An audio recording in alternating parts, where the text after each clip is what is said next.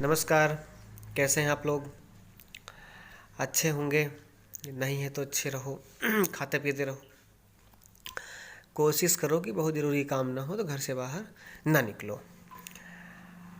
हम लोग आज पढ़ने वाले थे फिजिक्स का जो चैप्टर था इलेक्ट्रिकल कंडक्शन।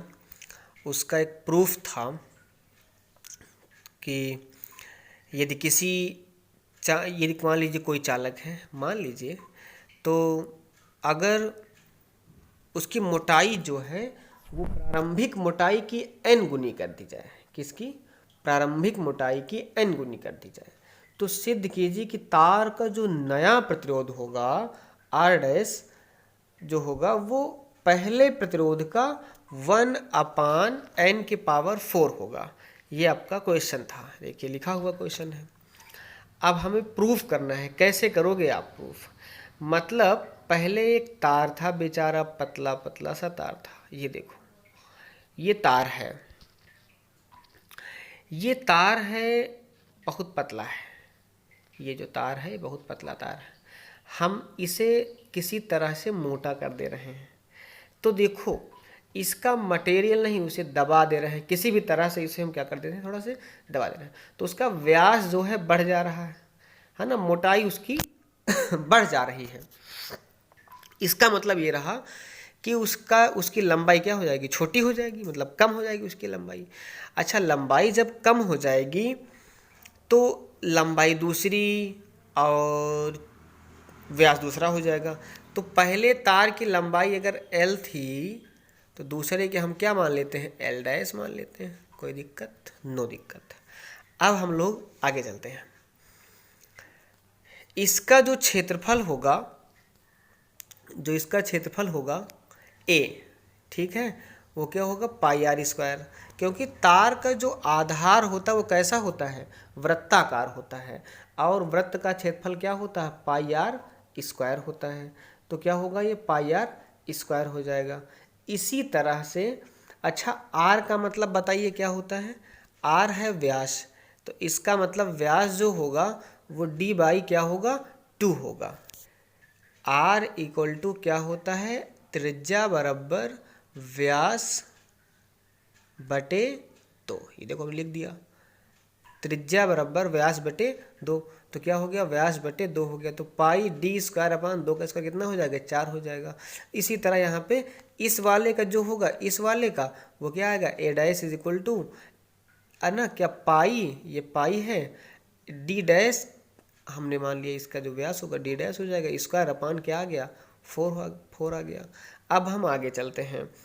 तार का जो प्रारंभिक प्रतिरोध होगा, तार का जो प्रारंभिक प्रतिरोध होगा वो क्या होगा, R बराबर, देखिए ये है R इक्वल टू, ये R इक्वल टू ρL/A होगा। और उसके बाद जब हमने मोटाई उसकी क्या कर दी, n गुनी कर दी। मोटाई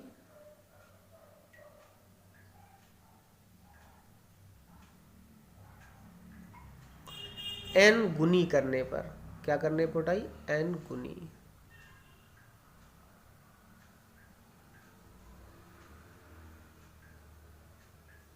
n गुनी करने पर क्या हो जाएगा उसका प्रतिरोध, प्रतिरोध होगा R dash is equal to ρL डैश/A डैश।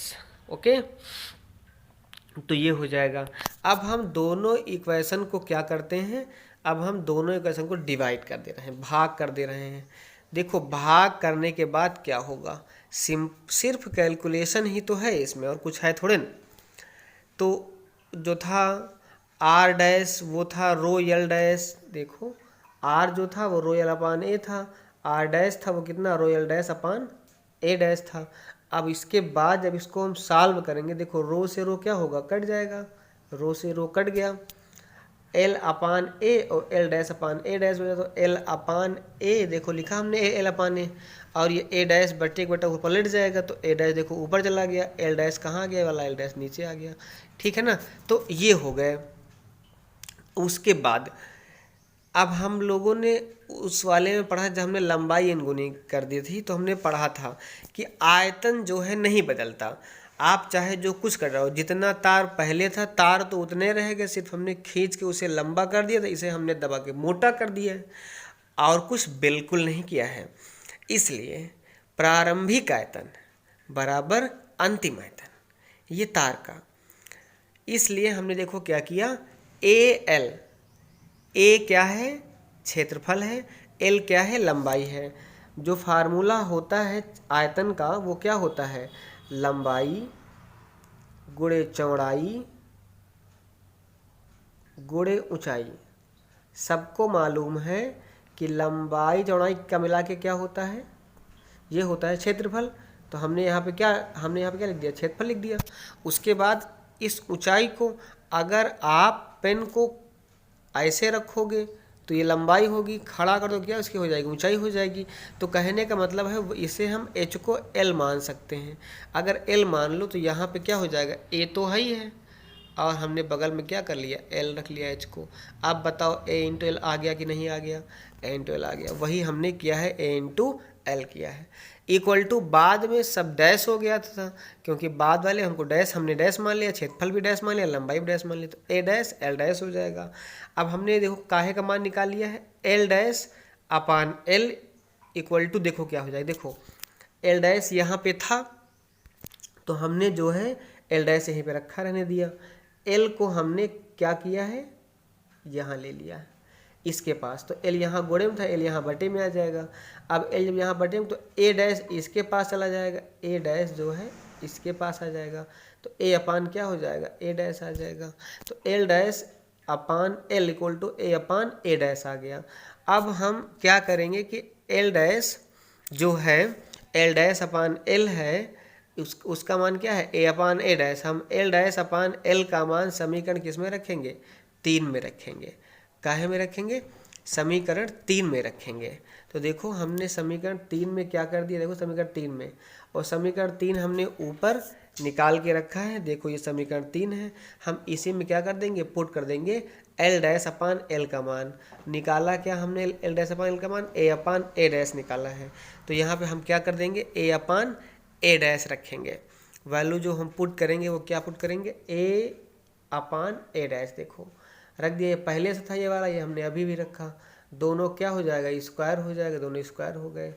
अब देखो ए का मान हमने तुमको ऊपर बताया था क्या होता है, ऊपर जो हमने मान बताया था, देखो ये ए इज इक्वल टू कितना, पाई डी स्क्वायर अपान 4। हमने आर का मान d/2 रखा था, डी स्क्वायर अपान 4 आया, तो ए का मान पाई डी स्क्वायर और ए डैश का मान पाई डी डैश स्क्वायर अपान 4 आ गया था। वही मान हमने ए डैश और ए का मान यहाँ पे क्या कर दिया, पुट कर दिया है। पाई डी स्क्वायर अपान 4, ए डैश का मान पाई डी डैश स्क्वायर अपान 4 और ब्रैकेट में स्क्वायर ये वाला था, तो हमने क्या कर दिया है, स्क्वायर रख दिया है। यहाँ भी हमने देखो स्क्वायर कर दिया, ये वाला स्क्वायर, और जो है इसका भी स्क्वायर था, ये हमने इसके फिर स्क्वायर कर दिया है। अब स्क्वायर जब तोड़ोगे कितना होगा, पाई का क्या हो जाएगा, पाई स्क्वायर हो जाएगा, डी स्क्वायर का डी की पावर 4 हो जाएगा स्क्वायर, और नीचे 4 का स्क्वायर क्या हो जाएगा, 16 हो जाएगा। उसके बाद पाई का स्क्वायर क्या हो जाएगा, पाई स्क्वायर, क्योंकि स्क्वायर लगा ना ऊपर, और डी डैश स्क्वायर क्या हो जाएगा, दो दूनी 4 हो जाएगा, 4 का स्क्वायर कितना हो जाएगा, 16 हो जाएगा। उसके बाद देखो बचेगा सिर्फ क्या, डी की पावर 4 बचेगा, और नीचे क्या बचा, डी डैश की पावर 4 बचेगा। अब चूंकि हम लोग जानते हैं, जो हम लोगों ने किया था सवाल क्या था, प्रूफ जो था क्या, कि n गुनी करने पर जो मोटाई है, यानी जो d है, जो d मोटाई है पहले की, वो n गुनी कर दी जाए तब नई मोटाई आ जाती है d डैश, ये है। तो d डैश इक्वल टू कितना हो जाएगा, nd हो जाएगा। इसलिए हम लोग जहाँ पे d डैश है वहाँ पे देखो क्या रखते हैं, nd रखते हैं। क्या रखते हैं, nd रखते हैं। आइए देखते हैं, जहाँ पे d डैश वहाँ हम लोग क्या रखेंगे, nd रख देंगे। तो यहाँ पे क्या हो जाएगा, nd, देखो नीचे nd हो गया, नीचे d डैश था ना, देखो इसमें जो था वो क्या था, d डैश था, देखो ये d डैश था, तो हमने यहाँ पे क्या कर दिया है, d डैश के प्लेस पे क्या रख दिया है, nd रख दिया है। और जो हमने nd रख दिया है, तो अब d की पावर 4, n पावर 4, d की पावर 4, d की पावर 4, d की पावर 4 क्या हो गया, कैंसिल हो गया। 1/n⁴ बचा। तो r डैश यहाँ r डैश अपान r था, r यहाँ बटे में था, r यहाँ इधर काहे में आ जाएगा, गुणे में आ गया। देखो r डैश इक्वल टू कितना हुआ 1/n⁴ इंटू r, मतलब जो नया प्रतिरोध होगा वो पुराने कितना हो जाएगा 1/n⁴ गुना हो जाएगा। यह ऑब्जेक्टिव में आपसे डायरेक्ट क्वेश्चन भी पूछ सकते हैं और प्रूफ भी इसका पेपर में पूछा जा सकता है और इससे सवाल भी पेपर में पूछे जाते हैं। एग्जाम्पल के तौर पर हम सवाल आपको करवाए दे रहे हैं। देखो जो सवाल है हमारा वो क्या है, न्यूमेरिकल। किसी चालक तार का प्रतिरोध 160 ओम है, ये R का मान है, ये काहे का मान है आपको दिया गया है, R का मान दिया गया 160 ओम।